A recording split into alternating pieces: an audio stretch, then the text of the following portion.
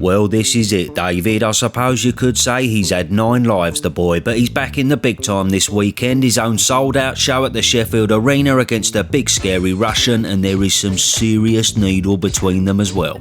Hello. Hi, how are you? Hello, yeah, good, thank you. Saturdays. Saturday. Work day. It's what? Work day. Work. Work. Work. Work. Not like. No. Not perfect like you, but work. No, it's good though. It's better than my. What do you speak? What language do you speak? What languages? I live Russian. Speak. Spasiba. Spasiba? Yes. Spasiba, yes. Thank you.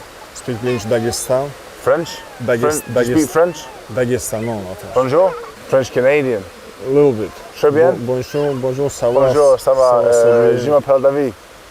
Je m'appelle Arslanbek. Yes, gracias. Fucking hell, that was like watching an episode of The Undateables. Big up Dave, he's the only man who could go into a face-off for the biggest fight of his life and have a conversation like 2 kids meeting on the first day of primary school. Brilliant. Anyway, I'm double pumped up for this fight, and if you want to watch it this Saturday, it's live on Disney. Oh, here he goes, fucking plugging Disney again. Why don't you fuck off? No, come on, it's for the Rhino, innit? Use my link in the comments and get yourself all sorted. Plus, there's Josh Padley, Reece Bellotti on the undercard, as well as a double interesting rematch in Boston versus for Waz. Bring it on, yes. So anyway, the White Rhino, here we go. I suppose doing these pony little fight previews on this channel, I should really be non-biased to be honest, but you know what? Fuck all that. Come on Dave, let's have it. Do it for Britain. Do it for Gary Neville, the twat. I honestly don't think I've wanted someone to win so much, and nothing would make me happier than seeing him win this and then get a mega fight afterwards. But before that, who is Makhmudov, I hear you ask? Well, first of all, he's the most intimidating looking bloke you've ever seen. If you asked me for a lift, I'd give him a fucking motor. He's big, he's strong, he wrestles bears, and in his good performances, he looks like this. He cuffs him with a decent shot there, and just caught him with... Oh, head held high, and he's gone! Time there, hasn't he, Steve? Great, but Makhmudov is going for it here. Makhmudov in for the finish, he stops it now. He's seen enough. However, although he was having a very eye-catching rise through the professional ranks, it suddenly began to slow down a little bit with a UD win over Carlos Takam, and then it completely came to a halt when Caballero exposed a lot of his weaknesses. And from Caballero, and suddenly it's Caballero now, who looks to be the man who can force an overhand right that he's looking for. Cannot miss.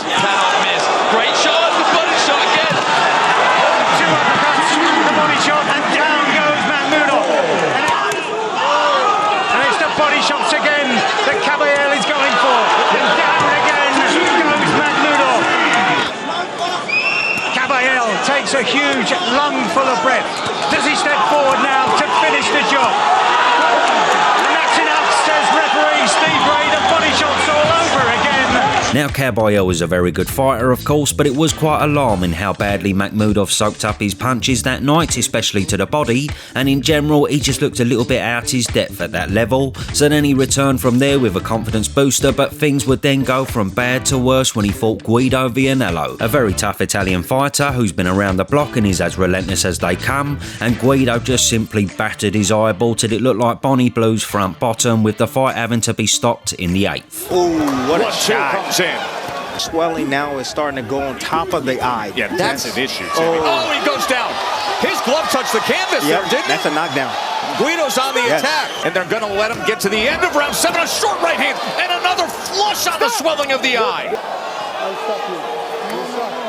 That's it. It's over. TKO victory.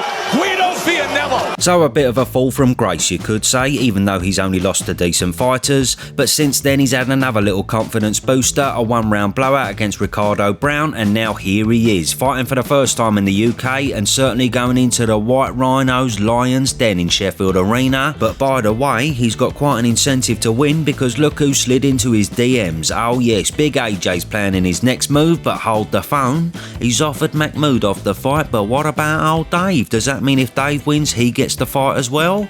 I watch this space. Imagine that, Anthony Joshua versus Dave Allen. Who'd have fucking seen that one coming a few years back? Anyway, that's old Makhmudov, but what about Dave? Well, we know all about the Doncaster De La Hoya. For the most part of his career, he's been unmotivated, he's not always been in the right headspace, and he's had a mixture of blowing opportunities and seizing opportunities simultaneously. However, since the very bad Fraser Clark performance, of which he hit a serious low, behind the scenes things have noticeably visibly been improving for Dave. He's got a lovely big family now, he's well set up with Team Jamie Moore, and even though the first Johnny Fisher fight didn't go his way, he got a lot of plaudits off the back of it and found some more motivation, which then helped him to put the rematch to bed. It's almost a mirror image of what happened in Saudi. He's got his legs have been gone for again in the fifth round. Can you believe it? And the count is coming in. Dave Allen here. Can he follow up? Fisher needs to come in. His legs have gone. So we all knew it was in Dave, but I don't know, there just seemed to always be something holding him back. Mind you, we still have a big question mark, because although Dave was more than capable at this level, historically when he's progressed up the ranks to the levels of, say, a David Price, Fraser Clark, Luis Ortiz and Dillian White, he's never quite been able to break through the barriers. All this corner needs to do a thing in his head. He's getting caught with shot and nothing's coming back here. Well, the hands are low, he's trying to just move that upper body, but every now and again he's just dipping. Very accurate, and that he could close the show. Just a few seconds left though in round 7, and he's been caught again there, Alan. Blood coming from the mouth, and the corner a poise maybe. He's got the towel in his hand there, Michael Marsden, and the referee jumps in right at the end of the round. So yes, on the basis that he's always fallen short as the levels progress, it would be easy to assume that the same thing is likely to happen now against the big scary Russian. But things are different these days. I mean, out of Dave's 33 fights, he's only ever properly trained for about fucking 3 of them. Not just that, he's been relatively out of shape and mentally unprepared for the majority as well, but now here he is in the shape of his life, fresh off a full 12-week camp, fit, motivated and as game as ever. Plus Jamie Moore wouldn't have been letting him fuck about and take his eye off the ball. He's going to have had him fully immersed in the task at hand. So what has Dave got to worry about? Well, the height and reach is a big problem. He showed he had issues with that when he fought David Price.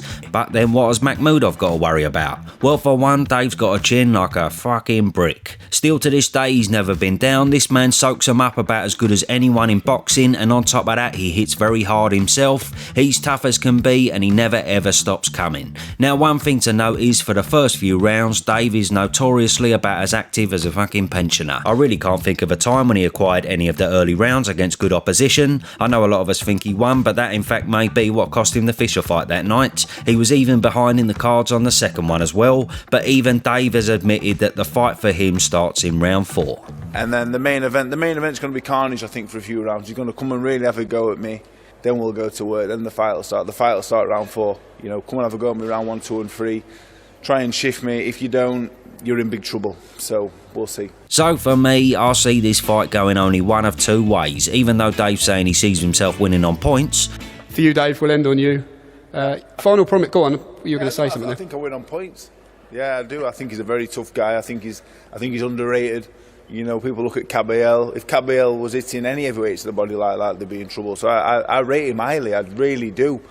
I think I'll win on points. Yeah. A strange thing to say, by the way, but that's Dave for ya. In my shit opinion, I see it as either a long, drawn-out Makhmudov points victory or a big, fat, dirty Dave Allen knockout, similar to how he dealt with Nick Webb all them years ago. He's not exactly the greatest boxer, Makhmudov, but if he does use his height and reach effectively, he could cause Dave a few nightmares in there. Not exactly stopping him because Dave is so tough, but he could do something along the lines of what old David Price did. However, the reason we are here in the first place is because Dave chose Makhmudov specifically on the basis that he's not the smartest boxer out there, and he is likely to come forward swinging with his chin in the air and hopefully playing into Dave's hands. Both men get hit quite easy, but Dave gets hit and soaks it up as mentioned, but Makhmudov gets hit easy and lately has shown us he doesn't take it too well. So with that said, I know a lot may disagree, but I can't help it. I just envisage a big dirty overhand right from Dave landing smack bang on Makhmudov's very exposed chin at some point in this fight,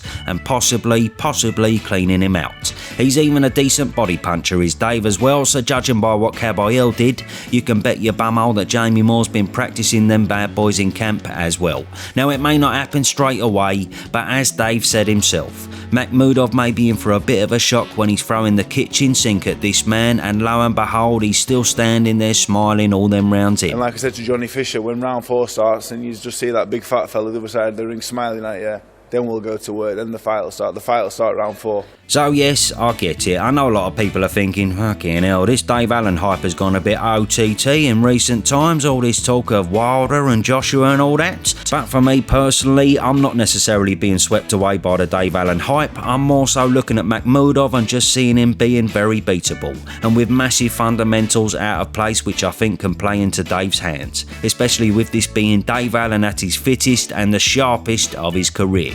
So yes, we shall see. It's not going to be easy, but the Doncaster De La Hoya certainly can do it, baby. Bring it on, Dave, come on. So let me know all your thoughts. I'm double interested in seeing them, and don't forget to click the link below to watch it, and toodaloo for now.